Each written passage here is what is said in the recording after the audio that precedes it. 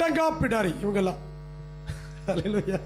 அடங்காதவர்கள் சொன்ன, பிடரியை கடினப்படுத்துகிறவர்கள், பிடரியை கடினப்படுத்துகிறவர்கள். ஆகவே தான் மலை வரைக்கும் ஒருவனை அழைத்து, ஆனாலும் அன்புள்ள தேவன், கிருபையுள்ள தேவன், இரக்கமுள்ள தேவன். அவர் சொன்னார், அப்பா நான் இறங்கி வரணும், இந்த ஜனங்க எனக்கு தேவை, இவர்கள் நான் விரும்புகிறேன், இவர்கள் தப்பு செய்தாலும் பரவாயில்ல, நான் இவர்கள் மத்தியில் வாசம் பண்ண விரும்புகிறேன்.